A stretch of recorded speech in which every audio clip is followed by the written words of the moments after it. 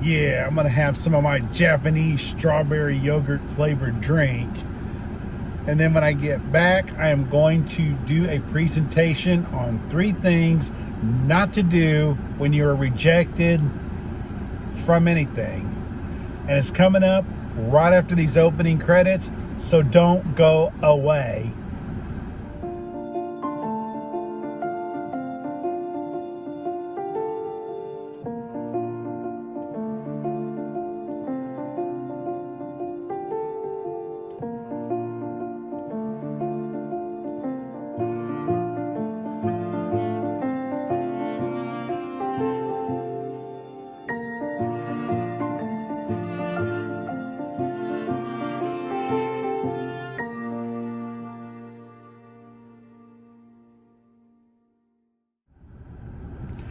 Hi everybody, Chris the Caregiver here, and I want to welcome you to my show, Chris the Caregiver. Today's episode is going to be the first of my career/life advice from an experienced caregiver. I've been researching my potential core demographic audience, and I realized that many members in that audience are seeking life advice and career advice. Most common, ironically, is being people who want to get into nursing. And unfortunately, I'm not going to give advice centered toward people going into nursing. Okay, but I'm going to give general advice that will help people who are pursuing any career, including nursing. And all, because I do know a thing or two. I have faced rejection. So now I'm going to start this episode off by telling you guys a story about, what I went through before I actually landed this awesome job that I have that even today I still love. And so I'm going to get started on it now. A long time ago, back in 2010, I was in medical assisting school. And I was working hard. I showed up as often as I could. I made straight A's and B's. I got 6 certificates on AB honor roll for my hard work and efforts and everything. And I graduated summa cum laude in the top 5% of my class, and earned a medal for doing it. I'm very, very proud of my achievement. But, and many of my instructors and fellow peers, they felt I was bound and determined and poised to become an excellent medical assistant. Okay? But guess what happened? When it's time for me to leave the classroom and go out and go do my externship and gain a little bit of needed experience working in a doctor's office, I went out and I went looking for an externship, and I must have been rejected by 10, 20 different doctor's offices. The school I went to, their career placement services had to pull a lot of strings just to get me an externship. It was really hard for them to do that. I faced a lot of rejection. One time I showed up for an interview to talk to an office manager. She didn't even let me in the door. She kicked me right out of the office building, and that was about the only time I ever really had a contact with a hiring manager or an office manager in a doctor's office until I landed my externship for a gastroenterologist. So it was really painful dealing with a lot of rejection in that. And it didn't even stop there. When I graduated, they couldn't hire me or give me a job as a medical assistant. So there was no room for me on the payroll. And so I had to go back out and I went job hunting again. And I applied for 20, 30 different doctor's offices, and I landed maybe 3 interviews. And guess what? During those 3 interviews, I was told by the office manager, "Oh, you seem like a great guy. You got a good skill set. You seem really qualified, but you're not going to be a perfect fit for a company, or you don't have enough experience, or We can't use you right now. And you can imagine I was devastated because it felt all around me the death of my dream was coming to an end. I wanted to get, I really felt a calling to go out in healthcare, and work in healthcare and help care for people. And here I was being stopped from it by all these office managers and stuff. It was really hurtful. Really, really painful. But you know what? You know what? I kept on trucking. I convinced my mom to put me through nurses aid school, and so I went into nurses aid school, and yeah, I graduated, and I actually went and applied at dozens of hospitals and nursing homes trying to get a patient care technician job or a job as a nurses aide, and guess what? I didn't hear back from any of the directors of nursing at any of those places, and the computer systems, forget it, because, if you know anything about applying for a hospital, you basically go online and you fill out the application on it, okay, and it stays on a central server. Well, when the human resources manager or people are trying to look for somebody to hire for a job opening they have, they basically type in what they want in a person on a through like a search engine thing. So to no surprise, my resume never even looked at their faces or anything. I mean, never even approached their eyes. I mean, it was almost a waste of time for me to even apply at a hospital because they're not even going to see my resume. And it was just devastating. But through it all, one day, okay, my career placement services for my medical assisting school, they came through. They gave me a call one day, and they found a job opening working for an agency helping people care for senior citizens. And without hesitation, I went and I applied and I landed this job. And you know what? 10 years later, I've still hung on to this job, and it has been a great employer to work for. And I've been very, very blessed to have many, many wonderful clients and agency office staff to work for. And, and I really love, and it really eventually led to me finding a job that I really, really love, which eventually became the source for this channel that you see today. So yes, I do know a thing about rejection. Okay. And that's, and I also know how important it is for you as my audience to never do these 3 things that I am about to go over. And I'm going to start with the first thing. I do not want my audience to ever do when they're rejected from anything. Again, it isn't just applying for a job. It's even, like in my case, trying to approach a woman for a relationship and all, and or taking her out on a date, and she says no, with whatever she has to say. Yeah, this advice is going to apply in that situation too. So without further ado, I'm going to go with the first thing I do not want you to ever do, and that is,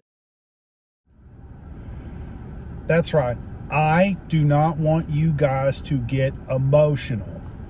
No getting angry, no getting flustered, no getting frustrated, no getting upset, no crying, no.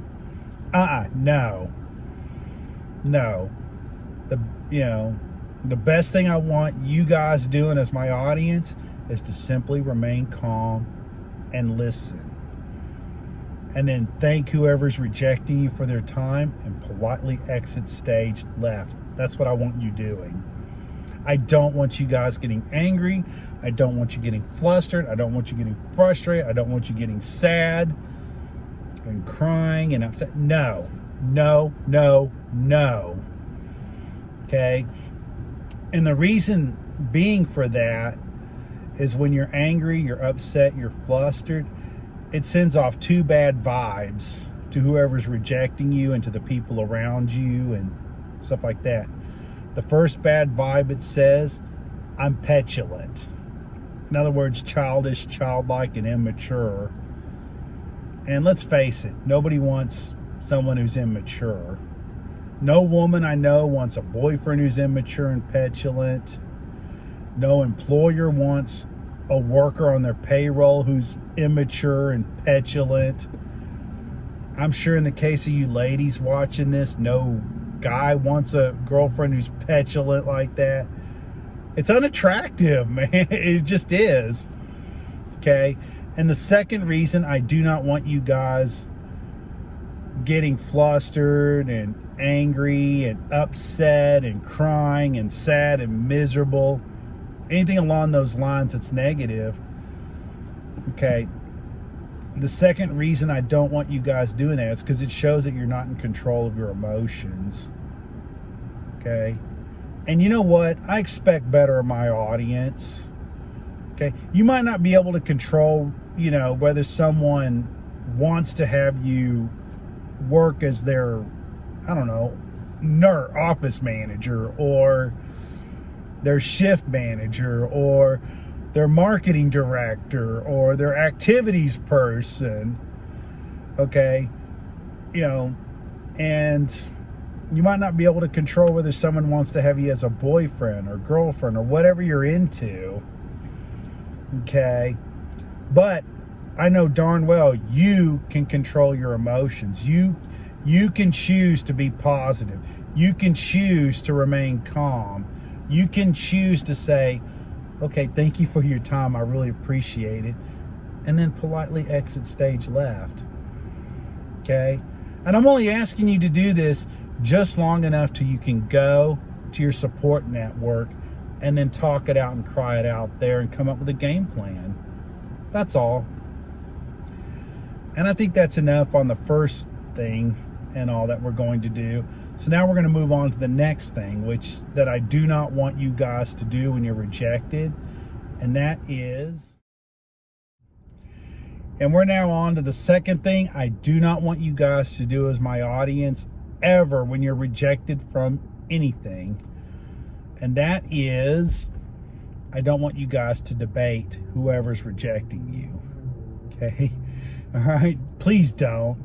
In other words, don't continue on and on with your sales pitch and try to push on and try to do everything you can to convince this person why they should hire you as a cashier, why they should hire you as a window washer, why they should hire you as a sommelier. Okay? Same thing when you're trying to seek a personal relationship. Why this person should instantly stop dating whoever it is they're dating and go date you and all, and why this person should be your boyfriend or your girlfriend or whatever you're into. I mean, okay, I don't want you guys debating these people when you're rejected in these situations. It's so important that you don't do it. Okay, and the main reason why, the two reasons I'm given for you to do that is, first of all, you're not going to change that person's mind. Okay, at least at the moment. Okay, and life is funny. You may have an opportunity later on down the line. I've had that a couple times with women who've rejected me in high school. Later on in life, I would go and be able to take them out on a date and all. It happens.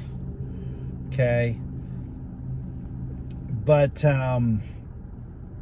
but if you're debating that person, you're just going to come across as annoying, and nobody wants to be with an annoying person. No employer wants an annoying employee on their payroll.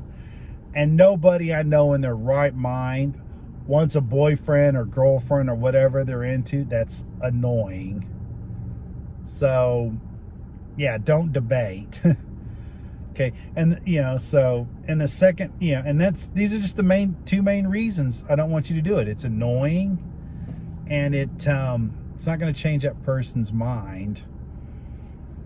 So, and that's pretty much all I got to say on that. So now I'll move on to the third thing I do not want you guys to do when you're rejected from anything. And that is, And now we're on to the third and final thing I do not want you guys to please not do when you're rejected. And that is to hold a grudge or to seek revenge. Okay? It's negative energy that is best diffused and refocused, something you can use to better yourself. Okay? It adds unnecessary stress to your life that needs to go away. That you really don't need. It's petulant, it's childish. Okay? And when you do seek revenge on somebody, there's always that possibility that somebody who's completely innocent gets caught in that, and you don't want that. Or you go too far in seeking revenge on somebody and you get hit with instant regret on it. And it's just not something you should ever want in life. Okay, it's always better to take the high road, let it go, and to forgive these people, even if you feel you've been wronged or whatever. Simply because you deserve peace. Not because they deserve peace, but because you deserve peace. And that's the way to get it. It really is. Okay. And so that's why it is so important you don't hold a grudge or seek revenge. It also shows you're mature by not doing, by forgiving. And yeah, it's the way it is. And believe me, I know a thing or two about holding a grudge because I've held a grudge before. I'll tell you a story to further illustrate why you should never hold a grudge. Back in 2001, I was working as a security officer in a high-rise office building. And I had a boss who was basically really toxic. He was not a nice person. He was an adult bully. Okay? If you were upper management or you were a property manager or an owner, he was real nice to you and everything. He even sucked up to you. But if you were underneath him or whatever, one of the regular officers, he bullied you mercilessly. He went out of his way to make sure, he was, he'd often yell at us. He would berate us. He would make false accusations. This guy was really, really toxic.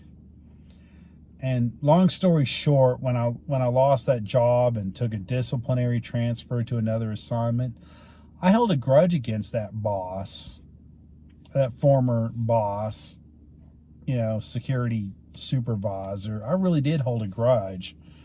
I actually prayed to God every day for many, many years for him to get colorectal cancer. And I would pray that it would go straight to his lymph nodes and go all over his body. Okay. And I prayed and I wished him many, many days of suffering from that by going through cancer treatments and you name it.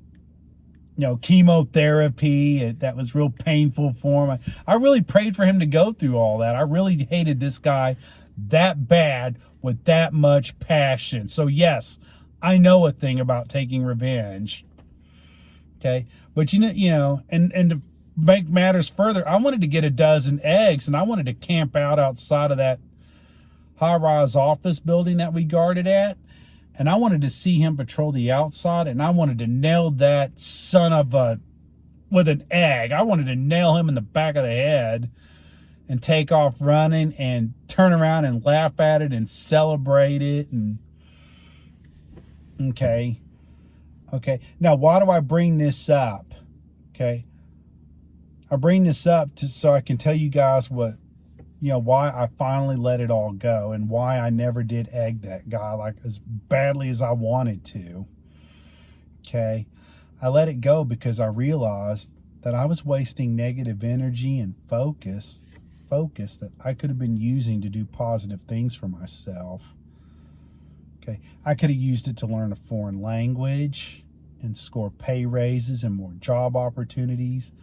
I could have used it to go on to schooling and pick a better job. Okay. I could have used it to be the best security officer I could be. Okay. And finally, we get into why I never egged him and never wanted to egg him. Even, well, I did want to egg him, but I'll tell you why I never did. Okay. If I were to go out and egg that guy or try to egg him like I wanted to, there would have been a higher risk that A, he would have ducked and I would have hit somebody else with it. And that's not cool. Somebody's totally innocent got caught. But worse, that's assault charges. That's assault and battery at the very, very least. So, you know, that the police would have been called, and guess what? I would have been arrested and I would have had a criminal record that would have haunted me the rest of my life. So in other words, it wasn't worth my time to do it. And just like it wasn't worth my time to go and egg that guy as badly as I wanted to and to hold a grudge, I'm saying the same thing about you guys. When you hold a grudge, it's not worth it. Okay? It's always better to stay positive and to forgive. A little saying I saw somewhere, I can't remember where I saw it. You don't forgive to give them peace. You forgive so you can have peace. Something along those lines. Right. You know, that I remember now. Okay. You don't forgive because you believe they deserve peace. You forgive because you know you deserve peace. And see, that's what I want for you guys, really. Okay, not let rejection hold you guys down. I want you guys to learn from it, to improve from it, to take it as an opportunity to reflect and to refuel and to refocus and all. That's what I want for you guys. Okay. Anyways, I'm going to close this lecture. It's already starting to run long. If I'm not careful, it's going to be a good 18 to 20 minutes.